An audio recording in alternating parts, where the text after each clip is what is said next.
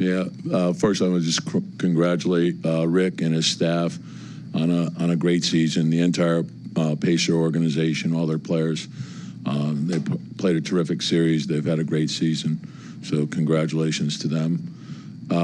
Yeah, we didn't close the half well, so I thought right before the half, that when they sort of had that spurt, that's also set the tone to start the third, and they got into the open floor, and that was a problem. So it was hard to make up the ground. Yeah. So, and again, some of it was our own doing. Some of it was their ball pressure, and that also put them into the open floor. And so that I felt that was a big problem. Tom, what is the message to the team after a game like this, after the run you guys have had in the postseason? Yeah, I think, and again, there's disappointment because you fall short of what your goal is, right? And in the end, there's only going to be one team that achieves the goal. And so I think the challenge for us is to look at it for what it is. And it's, we finished in the top three, but we're falling short of the ultimate goal. And so for us, it's to use that for motivation and determination to work all summer to prepare ourselves to make the final step and keep improving so we can achieve our goal. And I think that's the way we have to approach it, and that's the way we have to look at it. So it's improvement from last year, but it's ultimately not what our ultimate goal is. Tom, what do you feel like are those next steps you guys have to make? And again, like you would do after every season, you take a step back, I think decompress, you do a deep dive on the team, and then you analyze what you think you need to improve upon. And then, we have the draft, and then we have free agency, and there's trades, and then there's the internal development, and then it's the study and preparation for next season. And so it's a big off season for us. Tom, you know this roster better than anybody. Do you think that this roster right now is capable of taking that next step?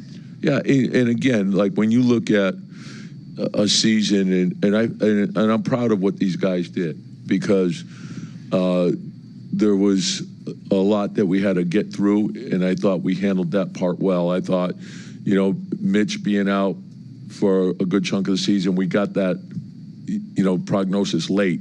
So we had to adjust, and and then we made the trade with Cat and got him in, and then Precious was hurt at the beginning and Landry was hurt at the beginning, so we had to get through that.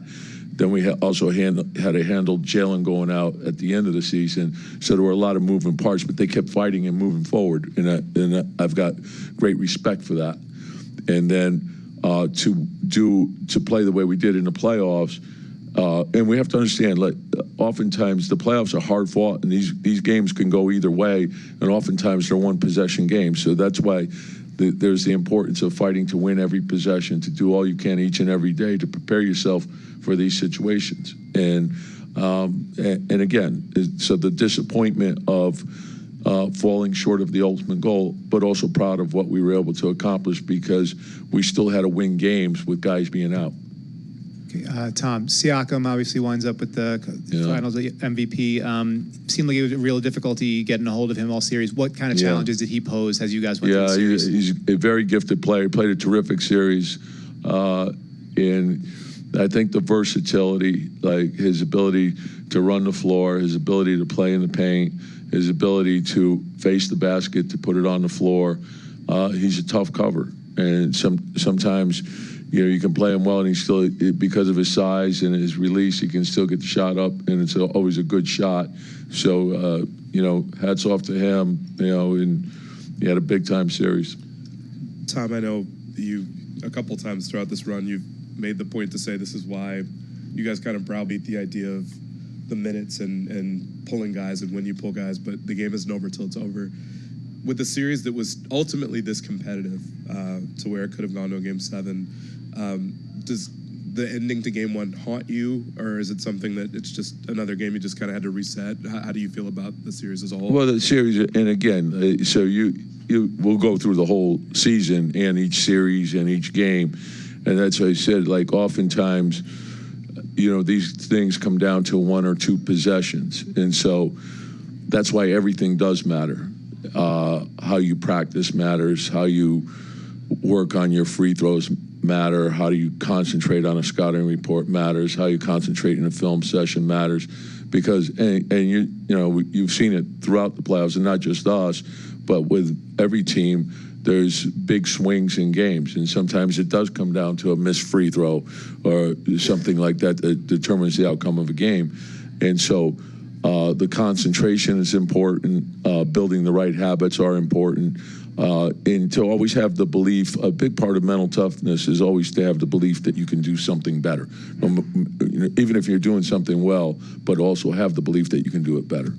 Tom, go ahead. Tom, you went to Landry and DeLon in Game 3. I just was wondering, what was it about that point in the series or season that led you to go there? And again, what you guys don't understand is Landry was in the rotation, right? And when the Boston series, Boston played 8. So that's why he came out, right? And then he came back in, and then